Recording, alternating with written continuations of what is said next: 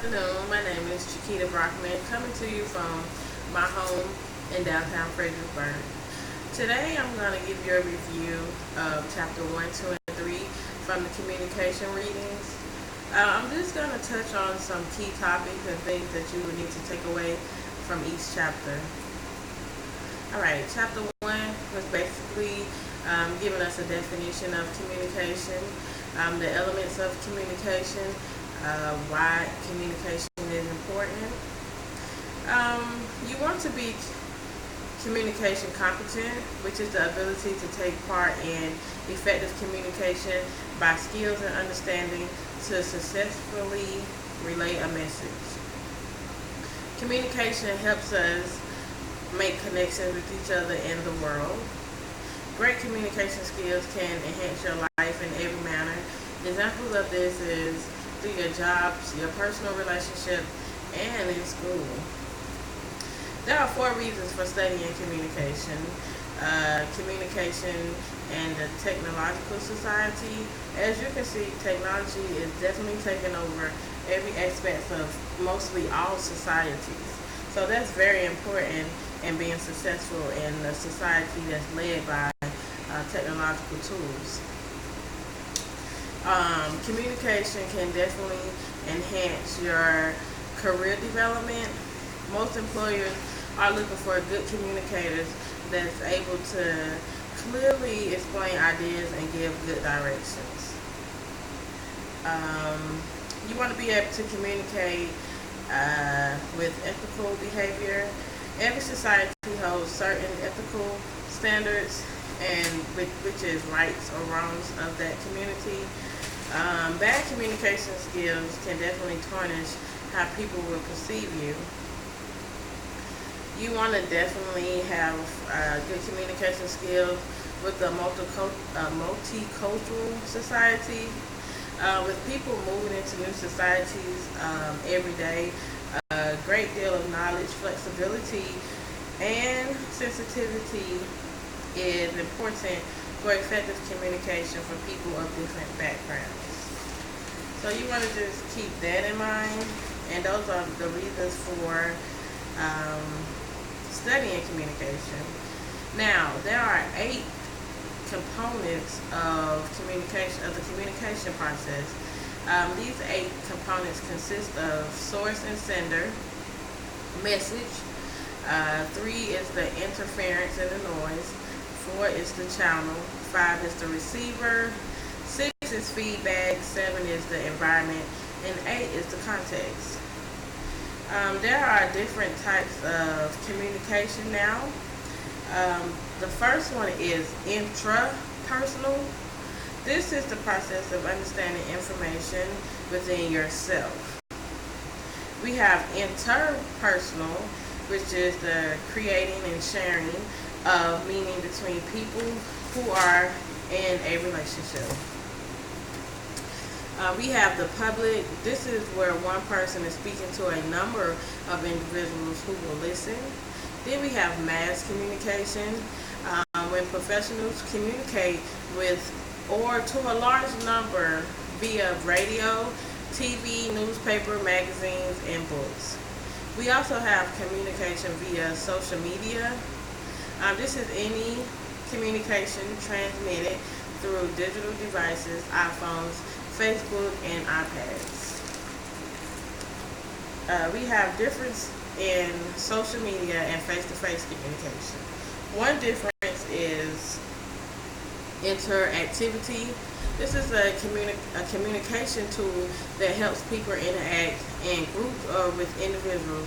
An example of this would be Facebook. We have the temporal structure. This is the time it takes to send or receive a message. This tool has to do with social media. We have social clues, which also is in that same category as social media. We also have replicability. This is when communication occurs in an environment that makes it easy to record and redistribute past messages. Now, this could be in social media and also face-to-face communication.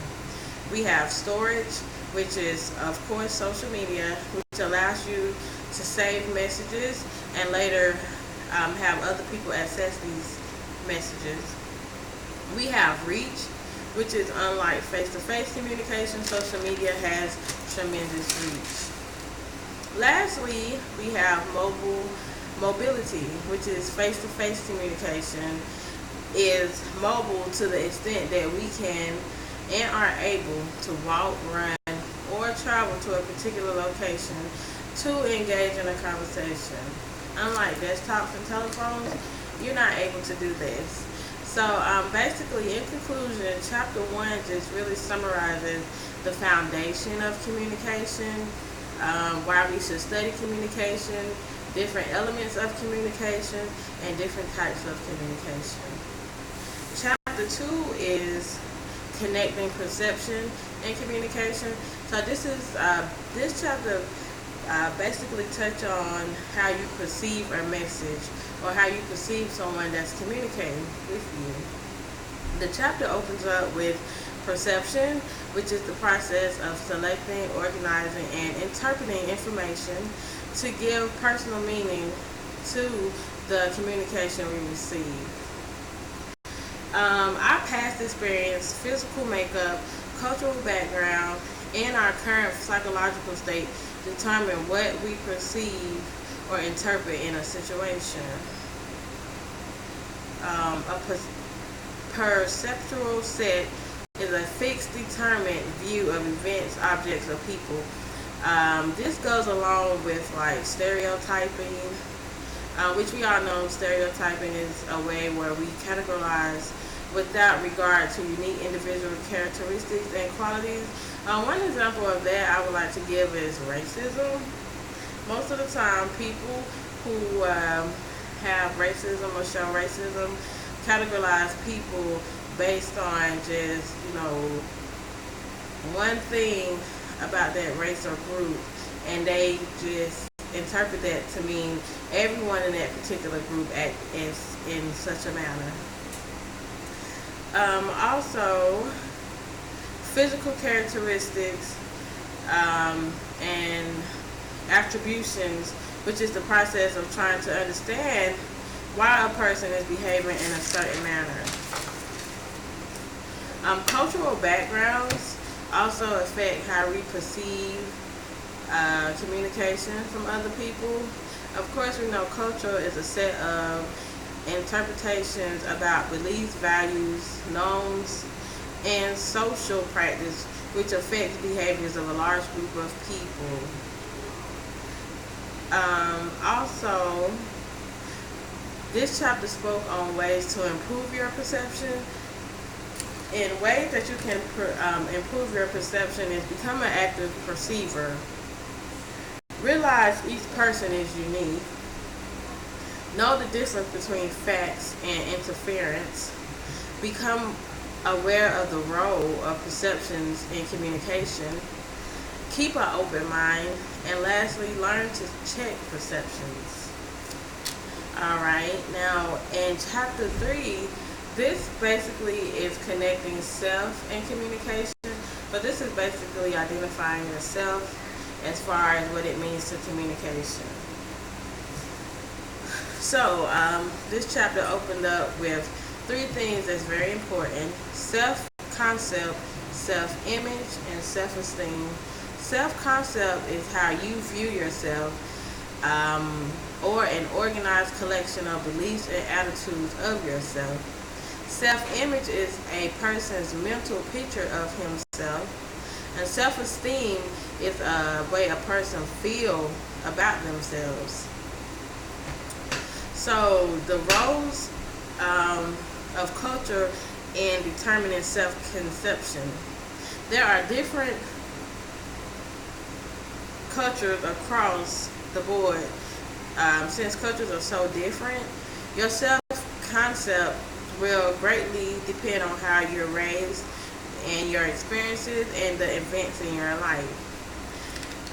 Characteristics of gender can also affect your self-concept of yourself. So, as we discussed in chapter 2, gender is socially constructed. Masculine and feminine behaviors that are learned that make male and female different. Males and females can be explained by biological differences in brain structure and development. Gender identity occurs when gender becomes part of one's self-concept, usually between the ages of 4 and 7. And the different roles of self-fulfilling prophecy and impression management. Self-fulfilling prophecies are expectations we have of ourselves or that others have of us that help to create the conditions that lead us to act in predictable ways. Impression management is creating a positive image of oneself to show a positive image to others and the way others may perceive them.